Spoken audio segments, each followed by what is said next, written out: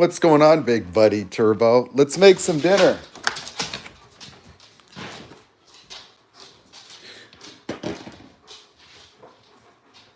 Let's get the lights on up in here.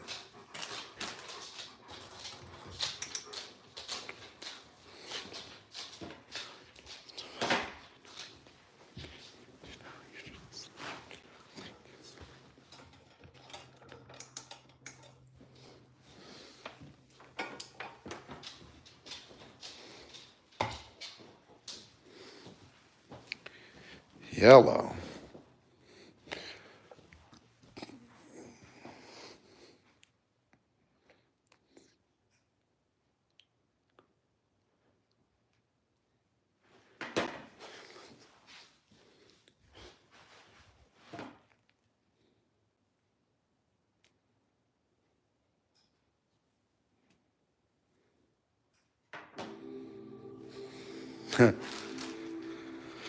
Okay.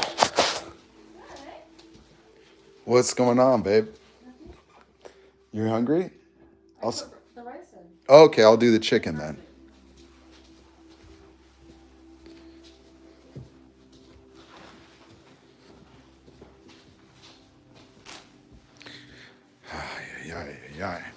Okay.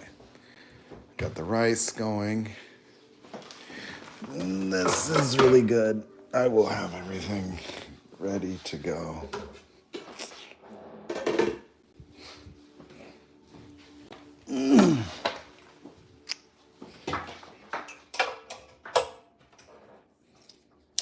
Hello, everybody. How's it going?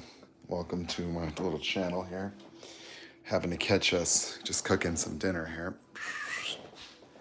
So we're making some rice and chicken. So I'm gonna pull some marinated teriyaki chicken that I was preparing, and we're gonna throw it in the grill there. So what's going on? Who's here? Any of my old regular people? We're gonna be using this a lot more too. Start putting a little more back into YouTube on a day-to-day basis. I got to figure out. I got some software OBS that I can use for my live streaming, but we got the live stream set up here in the office. This is it right here. So this is pretty cool. And right now we're seeing what it's like with the foliage coming in outside. Let's just have you check it out. So this is the backyard here. Rehabilitating one of the house plants out here, but this is what it's like in our backyard. So huge trees here. We're just out on our little balcony. It's such a beautiful little home. Let's see if we can get this all cleaned up. There you go. So it's pretty cool, Been doing the coaching business, which is amazing. So that's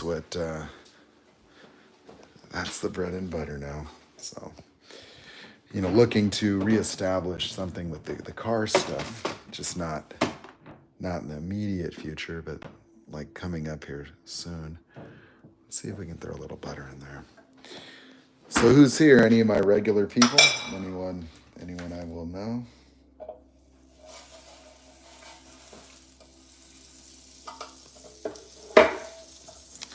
Let's see.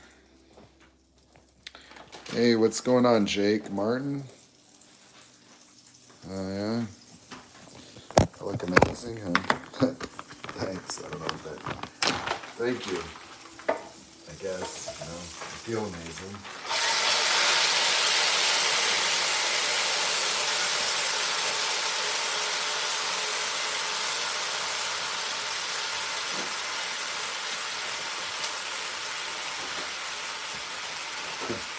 How's it going, everybody? What's up, everybody? I'm just making myself some dinner here on this hot plate. Lindsay's in the back room looking at her TikTok profile. We're going to probably go live there on her account. And as I serve out my little temporary ban there, but I've been doing a lot with the coaching, and my methodology is really come a long way to really perfect the art. And it's really just the latest and greatest psychological modality that the world doesn't yet know about. And so it's something that just ends the healing journey instantly. If people are interested in experiencing what a real awakening is all about, essentially, my method is about total self-awareness. Helping people become, in one session, entirely aware of every single emotional dynamic that's hidden under their thoughts, and then being able to essentially eliminate those emotions from the hypervigilance.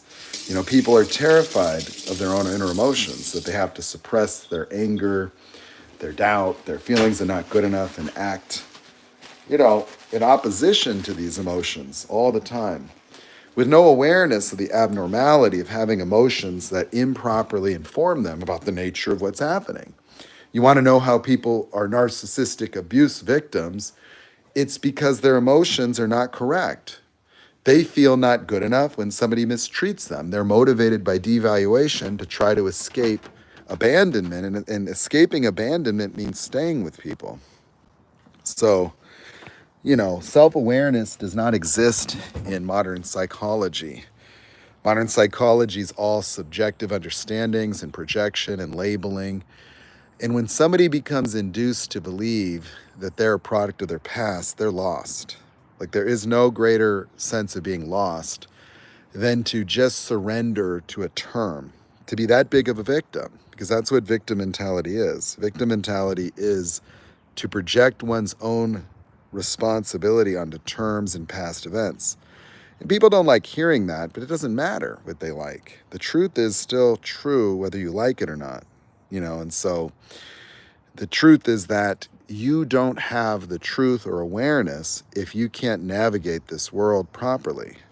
That if you end up discarded, abandoned, broken, that is simply because of a lack of awareness. That's all it is. That a person cannot have self-awareness and have confusion. A person cannot have self-awareness and not know what's going on around them, because everything around them is part of themselves. And that is the ignorance of the ego, is that the ego takes no responsibility for the world. But the world, as it occurs to a person, is part of their mind, that their brain is organizing an experience of the world, and that experience has these emotional formations that are part and parcel with the formation of reality in an undetected way. Often what people experience as real are emotions. And so people will experience emotions that say they're abandoned. They'll experience emotions that say they're broken. They will experience emotions that say that there's something wrong with me. They'll experience emotions, and none of these emotions are legitimate. They're real in terms of how you feel, but when how you feel and reality are not aligned, you're going to live a very confused existence. And so if you're finding yourself confused by narcissists, confused by all these things happening around you, well, that's your problem, meaning that your mind is not able to ascertain the truth, that you have conflicting emotions, that emotions that contradict reality are going to have you walking in circles, that if you have emotions that make you feel not good enough for someone else, well, that's insanity. To be able to be gaslit and manipulated requires, a completely irrational mind. To have someone else's opinion have any impact on you at all is irrational. And to have your income dictate your worth, to have an entire life trying to fix and change yourself, trying to overcome the same tired emotions over and over and over, it becomes a delusion. You see, people start to live as if they're going to somehow wake up from this, or they're going to somehow heal this. We see there's no healing that, because there is nothing to heal. That you cannot heal emotionally. You can only have a reduction in some emotion that you don't like. And so when you hear people, keep talking about healing journeys, Well, you never find the actual healed person. You know that you never, the psychologist isn't healed. And so like nobody seems to be healing. In fact, what you find is this is just a culture of victims because you have people that are just have no communal nature. Like they just eat, they write Yelp reviews, they're entitled to everything, they're just consumers. And so when you're dealing with just consumers, you're talking about people who've now just been hardwired to feel victimized in life. They're hardwired to feel entitled. They're hardwired to think that they deserve something and then they're just fighting for the validation they feel they're owed by the life. And so people need all this validation to try to fix how they feel about themselves. And it's always someone else's responsibility to help people feel something. But it doesn't work. And so all these stupid emotional needs that psychology has convinced people is normal, makes a person nearly disabled because they can't function. Now you have people that are so validation dependent that if you take their validation from them, they become an abandoned child. They say they got abused. So like, you have these narc abuse survivors and coaches that keep people in perpetual victimhood. And being a victim, to the person is real. See, people don't understand that. They think, oh, the narcissist plays the victim. Well, the narcissist experiences being a victim. They feel that it's real. And so the people pleaser feels like they're the victim. And so now these people are all competing to see who is the real victim. And they're all playing the victim. And so playing the victim isn't playing the victim for the victim. And so, like, if you're sitting here in some kind of depreciated state where you can't function as an adult because you couldn't handle a relationship, that's what they call narc abuse now. And so I'm not saying that people don't do horrible things and they don't, but if you can be manipulated, it's simply because you have no self-awareness. Like, you don't know what's going on within you emotionally, and you are dependent on other people, just like a narcissist is. And so somebody that can be narc abused is somebody that has essentially no self-awareness because the emotions that they're experiencing to them are valid. They feel not good enough and they got to do something about it. And so the person that feels not good enough is threatened by that they're trying to avoid being abandoned, and they choose to lack responsibility. That to stay with the narcissist is to be totally unaccountable. See, you complain that they're not accountable, but you know that already. And so when you know somebody's not accountable, then you're not accountable because you say, well, they're not accountable. Well, you know that. So now what? Nothing. So you play the victim. So you just stay with them and then you get to complain later. And so, well, if you're not accountable to be with somebody that is accountable, then you're not accountable either. And people don't like that. And it doesn't matter what they like because they will repeat that their whole life. You see, the problem with these survivors is that they don't gain any self-awareness from all the talking about narcissists. Self-awareness is not available by understanding other people or understanding terms or talking about your childhood. There is nothing you can gain out of that. That the experience of something is always different from the understanding. They're very distinct phenomenon psychologically and intellectually. So trying to understand your past and self is just forming stories. That's it, like explanations. And all the effort to understand a person merely explains the past and does not give you any power over the future because the person lives in the moment.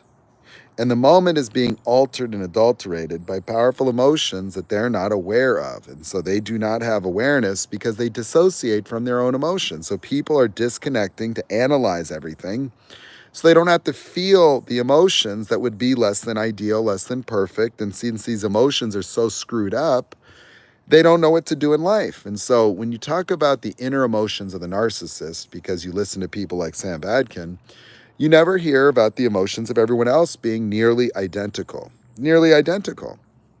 The main difference between the ego of a narcissist and that of everyone else is the narcissist has an external fight or flight system that attacks people. You call it a narcissistic injury. Well, all egos are a narcissistic injury, all of them.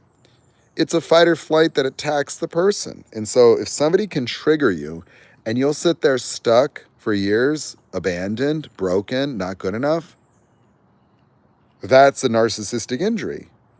That's a narcissistic collapse. It's the same exact physiological thing, except it's worse for the people pleaser. Because what are they doing? They're ruminating. They feel abandoned, alone, not good enough, totally dysregulated, stuck emotionally. They will be collapsed into the state of betrayal. And the only thing that's betrayed is the future. They inducted themselves into a fantasy. They created a fantasy with the narcissist where they idealize the narcissist and want to play the victim when they had to understand all the bad behaviors, when they would not accept reality, when it slapped them around. And so, since people don't want to accept reality, then they can't navigate reality. So, if you're going to see the good in other people and you're going to use your mind to confabulate by saying you're understanding, there's no use in understanding them. There's no use in understanding anything. Like trying to understand why somebody's doing this and why somebody's doing that doesn't help you. Their behaviors and your behaviors, that's part of it. Part of the mechanism of your codependency is the understanding because you were reliant on that understanding the whole time. And so when you're trying to say, well, you need to understand the narcissist, well, no, that's what you did already. And so your understanding is what enables you to just pretend that you're going to progress this relationship, and you don't. All you do is devalue yourself. And so the devaluation that you consider to be part of narc abuse is internal to the people pleaser, that they are essentially, those are their own emotions. So the people pleaser's emotion is already devalued. That's why love bombing works on them, because love bombing is the validation that they need to counter their internal devaluations. The people pleaser has the same narcissistic supply necessity. You see, these narcissistic psychologists that think that narcs are very different are also very wrong because they don't understand the normal human intellect. That all egos are false selves. And so a perfecting people pleaser is narcissistic in the context that they are just trying to become good enough. They're literally self-obsessed as well. And so the self-absorption, obsession of the ego is this pervasive state of I'm not good enough. And that is what motivates the narcissist. That's what motivates the people pleaser. That's what motivates all egos. All people are literally hiding the fact that they feel not good enough. They have to convince themselves they are good enough. And that's just true. And so what's the difference? Not very much. The narcissistic injury happened at an earlier age for a narcissist versus the other ego formations, 1 versus 5 years old. The implication is simply that the lack of awareness of the world around the person created a narcissistic injury, which is like a formless fight or flight that attacks outward. And what it causes is a person to be in a constant stress state because they're afraid of reality. Because as a little child, they didn't have the ability to discern reality. They didn't know what reality was when their dad was yelling at their mom. And so they formed a fight or flight against all external stimuli. So narcissistic injury is a fight or flight reaction that puts a person in a pervasive sense of abandonment because it's a loop. The child did not have the capacity to recognize reality at the time. So dad yelling at mom caused a fear to emerge that is the sensation of separation anxiety. And the emotional duration of people at that age is much lower. So narcissists have a significantly higher need for validation to feel secure and safe. And you would see children that would be way more clingy to their parents, that would talk like babies a lot longer because they feel insecure all the time. That insecurity is just the perpetuation of separation anxiety on a loop in the amygdala. The amygdala is turned on to narcissists to the point where it causes disruptions in brain blood flow to the cerebral cortex. The same thing with psychopaths with a smaller frontal lobe. And they can translate into schizophrenics really easy. And people with BPD have similar levels of hypervigilance stress, but a different ego formation that becomes a normalized ego structure with accentuated stuckness and anger as the foundation that causes internal ruminations and internalized anger that has to boil to the point where it will breach the subjective entrapment. And so the person with BPD will feel stuck in relationships, no matter who they're with, because when they get triggered, they don't have an external validation mechanism because that was taken away by narc abuse in childhood. And so people with BPD, instead of seeking validation, they immediately start to, dissociate into a rapidly declining mental state that you call splitting. And that's just from the internal triggers that are caused by the rumination. And they start to ruminate, and the anger will recontextualize the experience of reality in such a way that they will start to become affixed as this secondary psychopathy takes hold of their mind. And that's why they seem like two different people in one. But it'll occur to them like you're different. And so the narcissistic injury is unique from splitting in BPD, although it is also a form of splitting. But and so you see the BPD person has a more normalized ego structure that just has some of the different internalized emotions as, enmeshed with one another. And so all BPD people will feel stuck and trapped in relationships. They require a high level of security in order to escape the hypervigilance, and they will constantly cycle through these devaluations of the other person simply because their emotions will deteriorate and they will experience being stuck or abused, neglected by the other. And it's not a fear of abandonment, it's a fear of abuse for the most part. It's a fear of being hurt or, belittled. There will be abandonment fear there, but that's also hurting them. And so it's more that it's not that they're afraid of abandonment, they're afraid of pain. And so it's just, it's not that BBD people are just scared of abandon. Everybody's afraid of abandonment. People pleasers are significantly more abandonment avoidant. That's why they're the ones that become, the ones that lose to narcissists in these abuse cycles, because they'll stay in some toxic relationship. BPD person will split and destroy a narcissist or will leave and often their rage will give them a lot of power in those dynamics. And so, people pleasers are, the ones that essentially are the victims of the victims. When you talk about narcissists play the victim, it's because the people pleaser plays the victim. Anybody that would stay with a narcissist is playing the victim in a way. See, victim mentality is not even thinking you're a victim.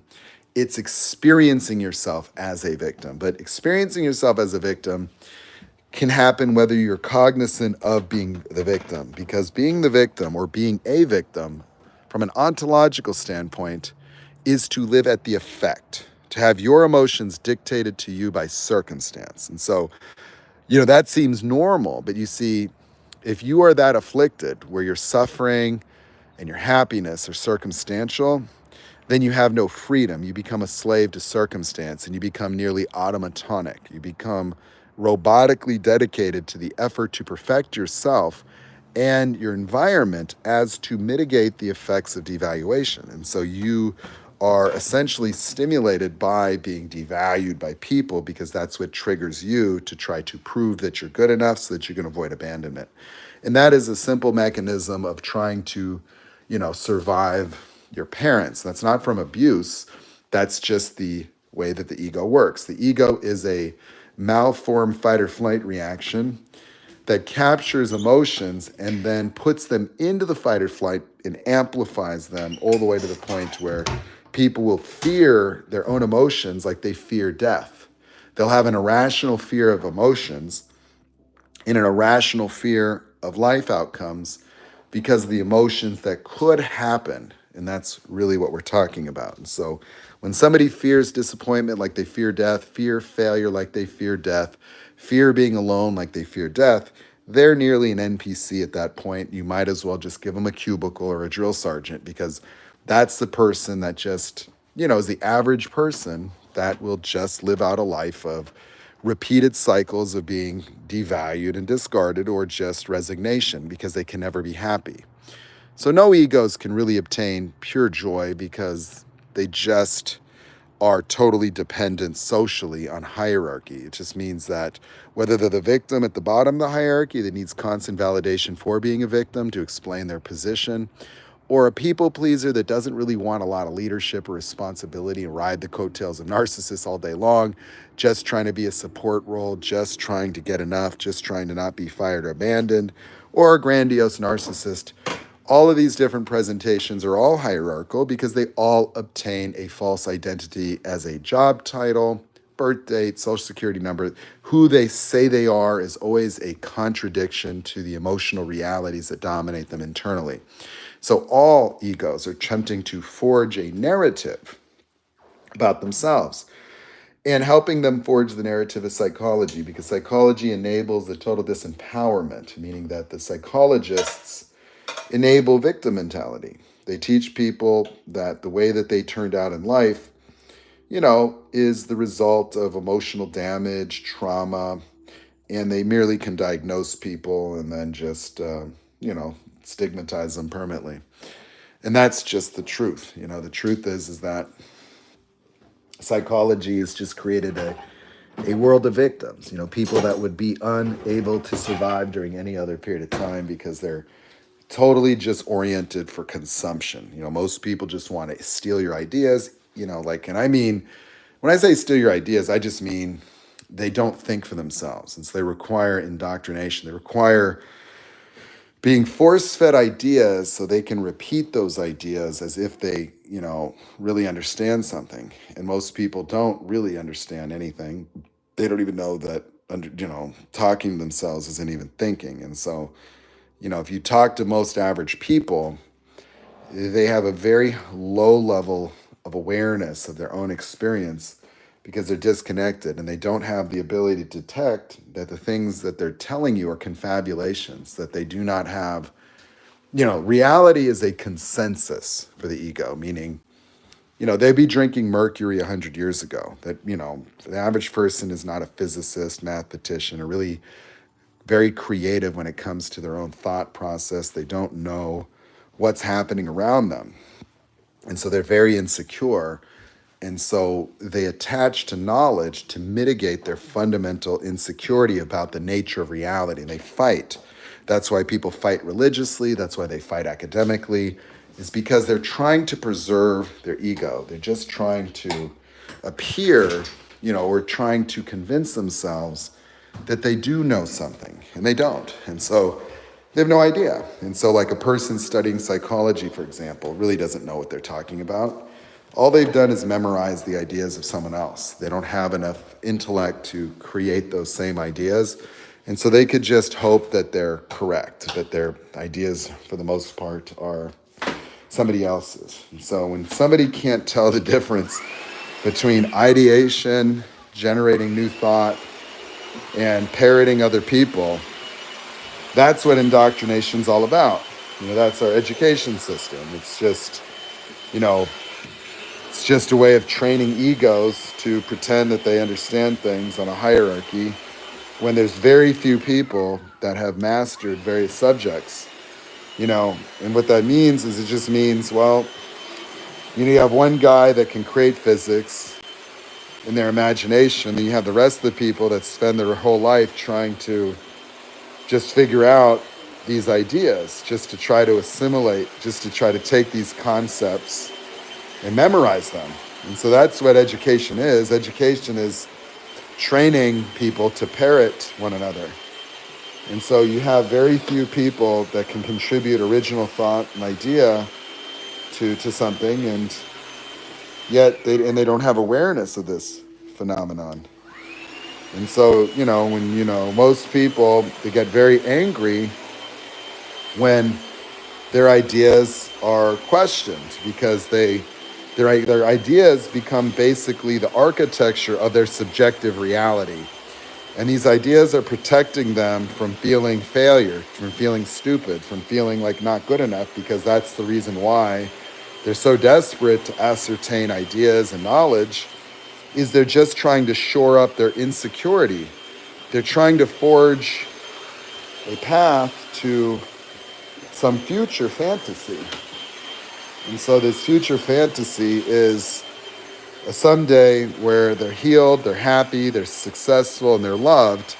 And this is what they've been doing since they were around 5 years old, is they've been living, trying to get somewhere, trying to become somebody, trying to fix some perceived shortcoming, some flaw with their mind, concealing to themselves and others that they ultimately experience themselves as mortally broken internally, that there's something wrong with them, they're not good enough, and they're attempting to hide that while pretending to be not anxious. They have to fake it. They have to show up to the job interview and act confident. They have to pretend to be themselves. They have to show up to that date, and they have to conceal their nerves, and they require ceremonies, they require endless validation for their birth date, and they don't feel fulfilled in any of it. And so we have to make it more grandiose, more special. And, that is to try to mitigate the fact that people need to feel special in order to try to offset all the real internal emotions that are dominating the architecture of their experience of self and the reality around them. And so the hypervigilance of the average person is the projection of fight or flight malformations onto reality, the avoidance of rejection, the avoidance of abandonment, the avoidance of failure, the avoidance of disappointing someone, the avoidance of conflict. And these avoidances are fight or flight malformations that are internal and external, containing the person in a neurologically impaired state of total self absorption. And so they walk around with their maladaptive emotional reactions as the experiential basis of their capacity to experience the world and others, projecting these emotions onto others and requiring feedback in order to attempt to mitigate the effects of these emotions on their psyche. And so they constantly need validation to feel secure. Constantly. And that's just the way it is. And so,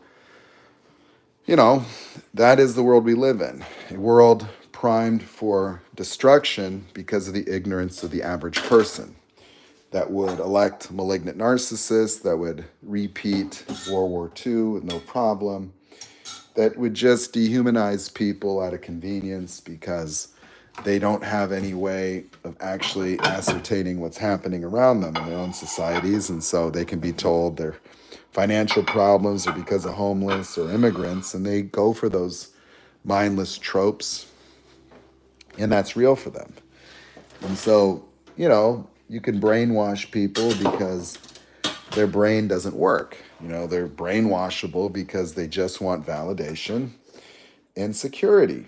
And so their perceived emotional needs are simply what you prey upon in, political and in media. And so, we've created the most grandiose victims the world has ever seen right here in the United States. And so, consumerism was a indoctrination mechanism that required educating people, not in a Socratic way, but in a external validation, devaluation way. And so training the ego is what you call parenting.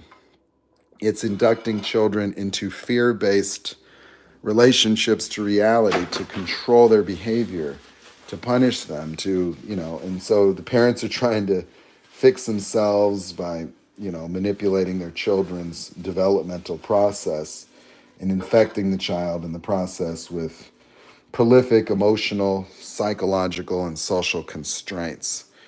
And so that's all egos can do is indoctrination. Like all egos are indoctrinated because they literally believe in these just absolutely fallacious, ignorant notions of self, where they're just effectively incapacitated. And so when you talk about somebody that would walk around projecting an emotional framework that comes from being 5 years old onto reality, and then feeling victimized by their own emotional states that they think have something to do with people not validating them enough or talking to them in a way that violates their, sense of self. That's all you're talking about. And so when you see that it's normal for somebody today to be crushed by somebody talking about them, like have somebody gossiping about you, and it would be enough to break your mind, that you could sit here and be an abandoned child whining about a smear campaign, and that's normal today. The level of victimization is so high that that's easily relatable, that everybody can say, yeah, I got abused by a narcissist, and that's, what we're talking about. And everybody seems to have narcissistic parents, and everybody's the victim, and nobody seems to realize that everybody's playing the victim now. They're all crying to the government, complaining about people with money, complaining about people without money. And so it's like, well, what the hell is even valid anymore? Well, none of it's valid. We're just talking about, people that have lost the capacity to think, lost the capacity to experience love, lost any sense of, value for life, lost any sense of appreciation and gratitude, that they don't experience real gratitude. They can't.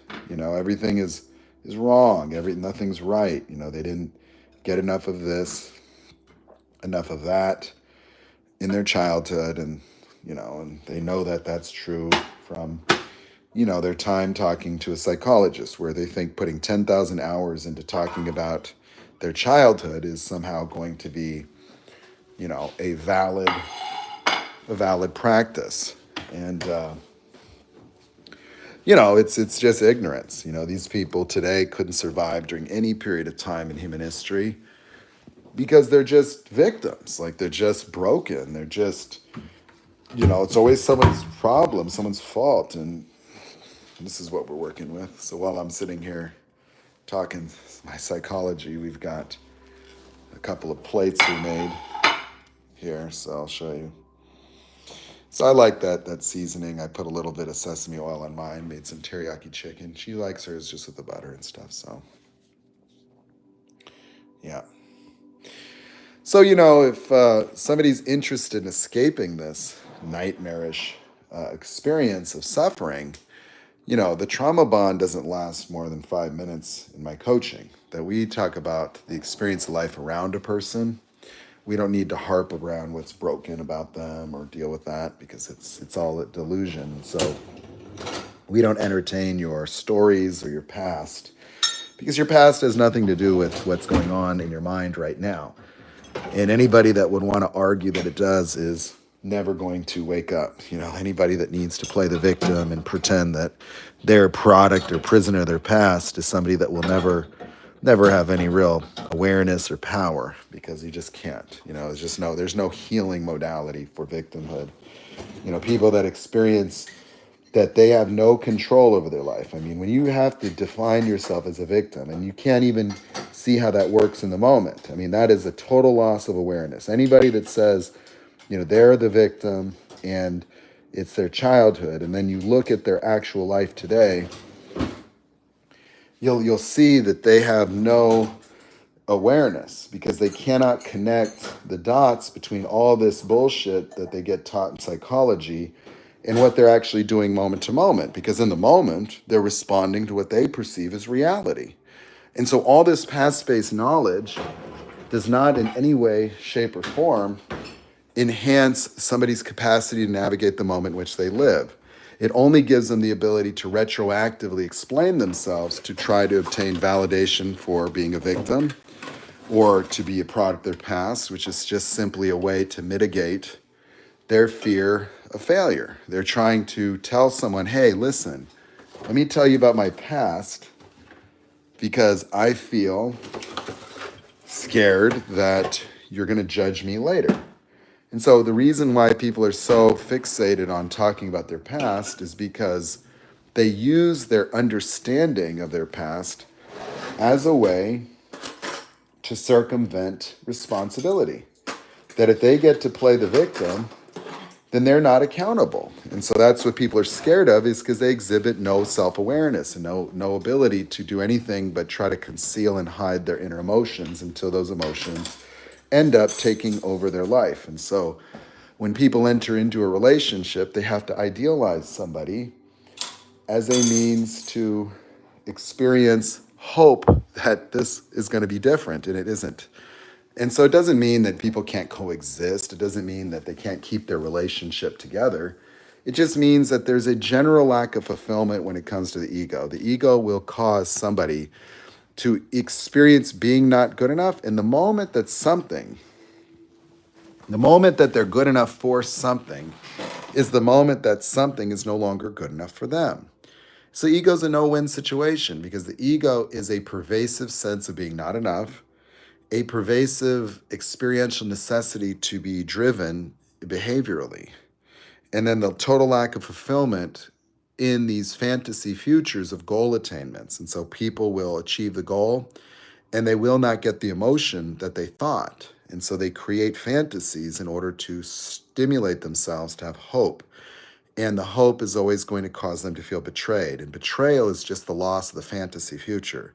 And so somebody feels betrayed because the introject that they created about other people has deceived their own mind. And so while the person is who they are and what they are during the entire duration of the relationship, the person uses self-deception through confabulations called understandings. And so what the person is doing is they're seeing the good in someone, which means they idealize them. When the person acts like they normally are, the person idealized them will then try to understand them, which means they're going to try to take this reality of a person who isn't what they think they are, and then explain the person to maintain the idealized person in their imagination as part of their fantasy future. And so the person is invested in a fantasy future which would offset their day-to-day suffering. And so they feel like the anxiety that they suffer with is a necessary ingredient to the scale of whatever they're trying to accomplish. And they will feel betrayed always.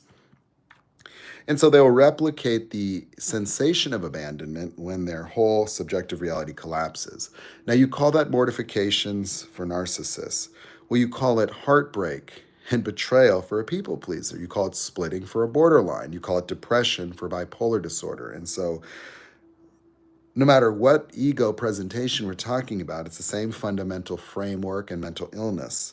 And the mental illness is a dissociative mental disorder that causes prolific confusion, collapsing into states of bewilderment, numbness, stuckness, hopelessness, despair, where the mind doesn't work. And so the very fears of failure catastrophize the human mind, eliminating the imagination, and the fight or flight framework gets projected into this catch-22 scenario, where it's either being used or being discarded, and that's it.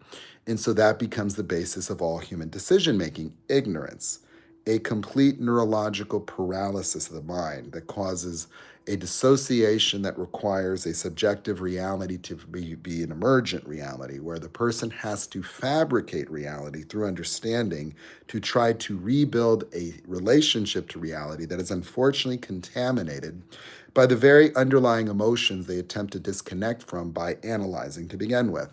And so the emotions that people disconnect from when they step back to analyze are running and contextualizing the background of reality. And by that mechanism, the person has no awareness of reality, because these superficial emotional states that seem deep to this person that is disconnected, like not good enough, broken, abandoned, all of those emotions, well, those subordinate normal emotional formations that would be temporary sensations that would correctly inform the being of the nature of reality. And since a person has no awareness of reality, they start to accumulate subconscious emotions that would better characterize their situations. And that can turn into CPTSD, because those unexpressed, unexperienced emotions in the subconscious continue to form and build and start to breach the subjective reality, eventually resulting in an experiential collapse into abandonment, into the abyss. And so as the person denies their inner emotions on every single level, from the natural, normal emotions that are suppressed and subordinated from the fight or flight based emotions of I'm not good enough, something's wrong with me, abandonment, fear of judgment, or actual experiential judgment, paralysis, like we look at it, you call it stuck or paralyzed. Something's wrong with me, confusion, I'm not good enough, abandoned, alone, betrayed, hopeless, powerless, weak. All of these different emotional states became in existence from the fight or flight capturing a dissociation in childhood. The very first moment a child experiences fight or flight will give birth to the ego and analytical mind that replaces the imagination and the capacity to creatively navigate reality, causing a person to repeat their past and causing history to repeat itself as all of these mindless people march to certain catastrophe in their own life and collectively. And so you cannot have love with fear. It just doesn't exist because it's subordinated, because fear is the god of all emotions, because fear is a neurological induction into fight or flight. And so when you have fear and anxiety, your mind doesn't work. And if you can't see a correlation between choking and fear, then you're an idiot. So if you don't see that anxiety is devastating your mind in physical form, then you just aren't even aware at all. And so you can't even see that the more confused you get, the less your brain works. That's just the fear itself. That confusion is not anything other than the invocation into a sympathetic nervous system response.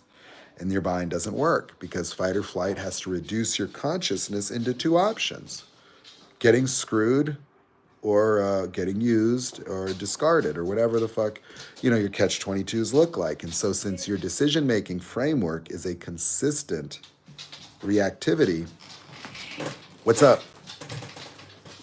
You just keep making the same decisions over and over because you don't even see that reality is merely being viewed through the superficial projection of yourself as a necessity to try to fix yourself. And so you look at other people to try to feel good enough. You look at other people and you just need endless amounts of validation to try to securitize your own self state. That's it. But anyway, it's time for me to go. How is the dinner? Great. It's getting cold. Okay, well, I just put it there, but I'm going to go ahead and end this now. Thank you guys for being here.